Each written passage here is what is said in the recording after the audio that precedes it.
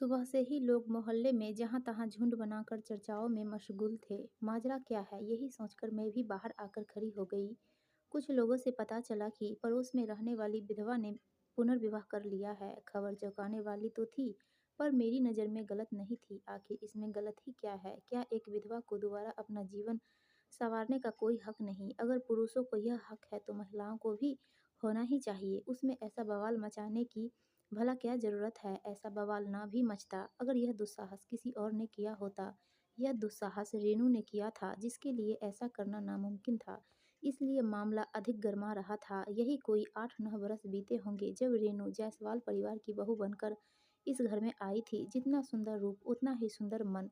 गुणों की तो खान थी। आते ही घरवालों का दिल जीत लिया उसने। सामाजिक लोक व्यवहार तो कोई उससे सीखे। क्या घर और क्या पास पड़ोस, सभी के दिलों पर राज कर लिया था रेनू ने। कभी कभी ईश्वर भी कितना निष्ठुर हो जाता है, या तो कुछ देता ही नहीं और यदि देता भी है तो छीन लेता है। रेनू की ससुराल तो अच्छी थी। सास ससुर पति सब खूब प्यार करने वाले मिले। धन संपदा सुख किसी चीज की कोई कमी नहीं थी। कमी थी तो सिर्फ एक संतान की। विवाह के इतने बरस बीत गए, लाखों जतन किए, पर शायद संतान सुख उसकी किस्मत में ही नहीं था। इस दुख के आगे सारे भौतिक सुख बेईमानी थे। ईश्वर की मर्जी के आगे अब किया भी क्या जा सकता है। ईश्वर ने एक और वज्रपात किया रेनू पर। उसके पति मुकेश का अचानक निर्धन हो गया। मुसीबत पर मुसीबत। निसंतान होने की पीड़ा तो वह झेल ही रही थी, अब विधवा होने का लेवल और लग गया। खैर, जीवन तो जीना ही है। रेनू फिर से जीना सीखने लगी। चेहरे की रंगत ही फीकी पड़ गई थी उसकी। शरीर भी बेजान सा हो गया था। संतान न सही, पति का साथ तो था, वह भी अब न रहा। जैसे तैसे घर के सारे काम व सास ससुर की सेवा करके रेनू अपना वक्त गुजारने की कोशिश करती। दिन तो जैसे तैसे कट जाता था, पर रात की तन्हाइयाँ उसे डसने लगती। भविष्य की चिंता उसे सताने लगती। आखिर सास ससुर कब तक साथ देंगे? जब वे भी न रहेंगे तब क्या होगा? काश ईश्वर ने एक संतान तो दी होती, उसके सहारे यह जीवन कट जाता। पर अब आगे क्या होगा? सुबह उठती तो उसकी सूजी हुई लाल आंखें गवाही दे देती कि वह रात भर सोई नहीं है। ऐसा हमेशा ही होता था। सास की अनुभवी नज़रों से कुछ भी न छिपता। वह बहू के दर्द और अकेलेपन को महसूस करती थी। रेनू अब बीमार भी रहने लगी थी। ईश्वर यदि कुछ छीनता है तो कुछ देता भी है। रेनू कम से कम इतनी खुशनसीब तो थी कि उसे सास ससुर बहुत अच्छे मिले। वे दोनों बिल्कुल माता पिता की तरह रेनू का ख्याल रखते। पर रेनू पर जो दुखों का पहाड़ टूटा था, उसे तो वे भी संभाल पाने में असमर्थ थे। केवल उसका ख्याल रखना ही उनके बस में था, जो वे बहुत अच्छी तरह रख रहे थे। रेनू की दिनों दिन गिरती हालत से सास ससुर भी परेशान थे। वे दिन रात यही विचार करते रहते कि कैसे रेनू के चेहरे पर खोई हुई मुस्कान वापस ला सके। काफ़ी सोच विचार करने के बाद उन्होंने तय किया कि रेनू को किसी काम में व्यस्त करना जरूरी है। रेनू के जीवन में कुछ परिवर्तन लाकर ही उसकी खोई हुई मुस्कान वापस लौट सकती है। रेनू पढ़ी लिखी तो थी ही। उन्होंने तय किया कि शहर में इतने स्कूल हैं, किसी प्राइवेट स्कूल में यदि वह पढ़ाने का काम कर ले तो इससे उसका मन भी बहल जाएगा और बच्चों के बीच रहकर वह अपने दुखों के बोझ को हल्का भी कर सकेगी। आर्थिक समस्या तो थी नहीं, बस समय काटना और रेनू का खुश रहना अधिक महत्वपूर्ण था। समय के पाबंद और ज़्यादातर घर में रहकर अध्यात्म में व्यस्त रहने वाले रेनू के ससुर नरेंद्र जी अक्सर घर से गायब रहने लगे। शाम को तो उनका पूजा का वक्त होता है, फिर भी वे देर से घर आने लगे। उनकी धर्मपत्नी नीरा जी ने कई बार पूछा भी कि आजकल कहाँ उलझे रहते हैं, घर में कुछ पता ही नहीं रहता।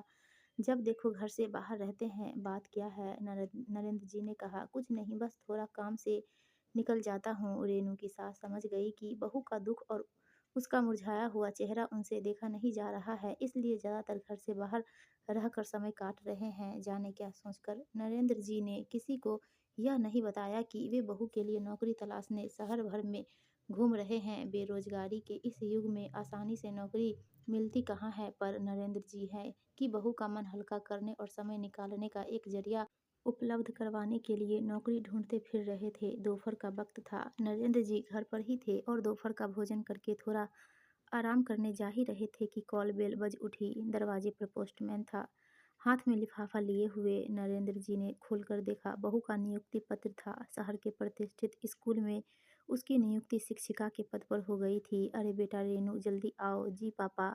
आइए नीरा जी, आप भी आइए।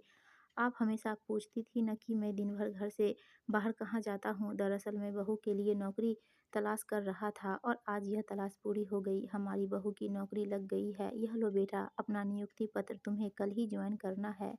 मैं तुम्हारे साथ चलूंगा तुम्हें ज्वाइन करवाने। पर पापा, नहीं बेटा, परवर कुछ नहीं। एक बार यदि तुम स्कूल में मन लगा लोगी तो अपने सारे दुख दर्द भूल जाओगी। तुम्हें इस तरह उदास देखकर हम लोग भी दुखी रहते हैं। हम तुम्हें हमेशा खुश देखना चाहते हैं, इसलिए तुम्हारे लिए काम का एक जरिया ढूंढा है। तुम कल 9 बजे तैयार रहना। रेनू ने नौकरी ज्वाइन कर ली। नरेंद्र जी ने जैसा सोचा था वैसा ही हुआ। रेनू अब पहले की तुलना में कुछ स्वस्थ नजर आने लगी, खुश भी रहने लगी। बस यही तो चाहते थे वे, बाकी तो ईश्वर की कृपा से सब कुछ था ही उनके पास। किसी चीज़ की कोई कमी नहीं थी। बहू के चेहरे पर खोई मुस्कान वापस लौट आई थी, यही उनके लिए बहुत था। अब तो रेनू पूरी तरह स्कूल के माहौल में रम चुकी थी। अपनी मेहनत व लगन से अपनी एक खास छवि बना ली थी उसने। छात्रों के बीच में वो भी लोकप्रिय हो गई थी। इधर रेनू के ससुर नरेंद्र जी रेनू को खुश रखने के प्रयास में तो सफल हो गए थे, पर अब भी वे रेनू के भविष्य को लेकर चिंतित रहते थे। जब भी पति पत्नी साथ बैठते यही चर्चा करते कि उनके बाद रेनू का क्या होगा। क्या केवल नौकरी के भरोसे वह अपना पहाड़ सा जीवन गुजार लेगी। जीवन गुजारने के लिए एक जीवन साथी का होना कितना आवश्यक है, यह उनसे बेहतर और कौन जान सकता है। जवान बेटे की मौत के बाद आखिर वे दोनों पति पत्नी ही तो एक दूसरे का सहारा बने थे। एक दूसरे का संबल ही इस दुख से उबारने में सहायक हुआ था। नरेंद्र जी आजकल कुछ अस्वस्थ भी रहने लगे हैं। उन्होंने तय किया है कि अपनी बहू रेनू का जीवन वे एक बार फिर से संवारेंगे। आखिर उनकी मौत के बाद कोई तो रेनू का सहारा बने। वे उसे यूं अकेला नहीं छोड़ सकते। वैसे भी वे रेनू को बहू नहीं बल्कि बेटी ही मानते रहे हैं। फिर भला वे अपनी बेटी के सुखद भविष्य की कामना क्यों नहीं करेंगे। यह रेनू का सौभाग्य ही था कि थोड़ा प्रयास करने के बाद नरेंद्र जी को रेनू के लिए एक योग्य वर के रूप में निखिल मिल गया। निखिल विवाहित था। उसकी पूर्व पत्नी 2 बच्चे को जन्म देने के बाद चल बसी थी। तब से वह अकेला ही था। बैंक विभाग में अच्छे पद पर कार्यरत था वह। रेनू को पति और बच्चे दोनों का ही सुख मिलेगा, यही सोचकर नरेंद्र जी व नीरा जी ने जरा भी देर न की और दोनों की सहमति से साधारण रीति रिवाज से मंदिर में दोनों का विवाह संपन्न करवा दिया। विवाह के तत्काल बाद ही नरेंद्र जी अपनी पत्नी के साथ 4 धाम की यात्रा पर निकल गए। रेनू के लिए निखिल जैसा योग्य वर पाकर वे बिल्कुल निश्चिंत हो गए थे।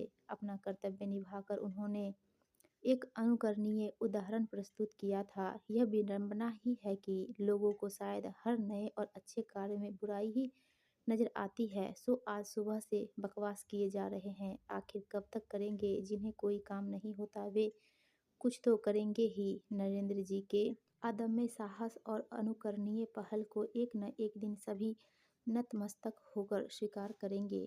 यह सोच उनके इस सार्थक प्रयास को मैंने मन ही मन प्रणाम किया और अपने नित्य कर्म में लग गई। चर्चा में संगल समाज के तथाकथित रहनुमा धीरे धीरे वहां से प्रस्थान करने लगे।